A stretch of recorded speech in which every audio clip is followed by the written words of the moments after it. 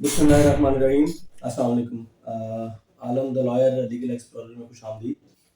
आज जो हमारा टॉपिक का ज़ेर बहस है वो ज़मीन से मुतल्लिक़ा है और ख़ास तौर पे जो तबादला की ज़मीन और खसरा गिरदावरी से मुतल्लिक़ जो है, तो कुछ सवालात मैंने तैयार किए हैं। मैंने कहा कि राना महबूब आलम साहब एडवोकेट हाई कोर्ट जो हैं, इनके साथ आज डिस्कस करते हैं, इसके ऊपर ये हमारी रहनुमाई फरमाएंगे। जी राना साहब, कैसे हैं आप? फर्स्ट क्लास, अल्लाह का करम है, हसन। अल्हम्दुलिल्लाह, ज़बरदस्त। ठीक है। तो ये जो एक पुराने वक़्त में जैसे कि रिटन डॉक्यूमेंट नहीं होते थे, सारी चीज़ें ज़ुबानी होती थी। जी, तो एक अगर तबादलानामा ज़ुबानी हुआ है, जी। तो उसके बाद कहीं बाद में आके उसको तहरीरी तौर पे किया जा सकता है कानूनी तकाज़े पूरे करने के लिए, या उसकी क्या हैसियत ये बनेगी? 2024 सुप्रीम कोर्ट SCMR 1096 पे एक जजमेंट शाया हुई है। ये इसमें बड़ी डिटेल के साथ सेक्शन 52 लैंड रेवेन्यू एक्ट और सेक्शन 4 टू 42 जो है उसको प्रेजेंट किया गया है, उसको इंटरप्रेट किया गया है और उसमें उन्होंने बताया है कि जो इंतकाल है, म्यूटेशन है प्रॉपर्टी में, म्यूटेशन की कोई कानूनी हैसियत नहीं, ये रिबट की जा सकती है। लेकिन जो खसरा गर्दावरी है, जिसने पोजेशन को इंटरप्रेट करना है, पोजेशन को डिटरमिन करना है, इसको प्रिजम्पशन ऑफ ट्रूथ हासिल है। अनटिल और अनलेस इसकी कोई रिबटल ना आ जाए, इसको चैलेंज ना किया जाए।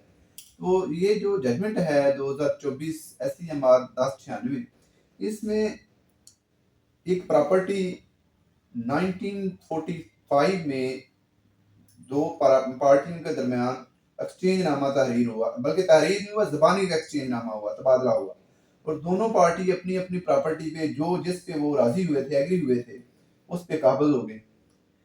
माह बाद 2080 में इस प्रॉपर्टी उस 1980 तबादला नामा को 1980 में उन्होंने तहरीर कर लिया।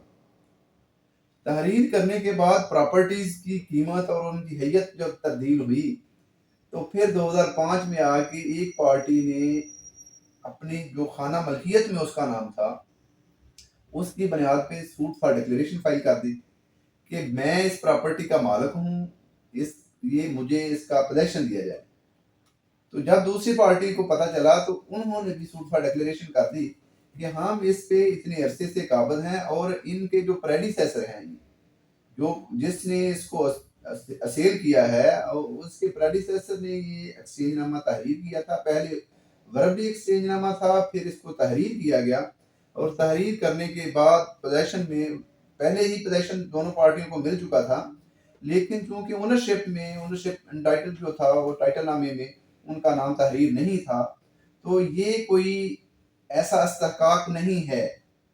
इस्तेहकाक उस खसरा गर्दावरी से देखा जाएगा कि उसने जिन लोगों ने, जो अशखास ने इस एक्सचेंज नामा को तहरीर किया है या पहले ज़बानी एक्सचेंज नामा था, इसको एग्जीक्यूट कर दिया और उन्होंने अपनी पूरी लाइफ टाइम में इसको चैलेंज नहीं किया और ना इन लोगों ने इसको चैलेंज किया।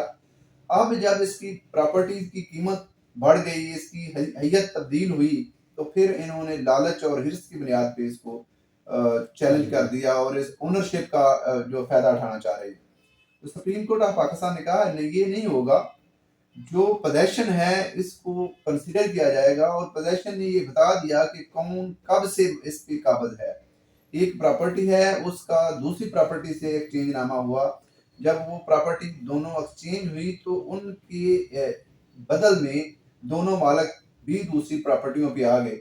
अब जब वो दूसरी प्रॉपर्टियों पे आए हैं तो वो जिन प्रॉपर्टियों पे काबिज हैं वही के उसी के वो मालिक हैं।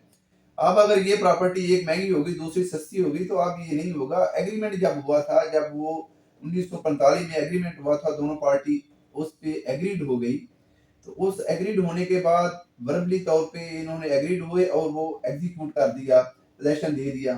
फिर जब एक पार्टी के प्रेडिसेसर फौत हो गए तो दूसरी के सक्सेसर ने उसको अंडोज किया और 1980 में उसको तहरीर कर दिया।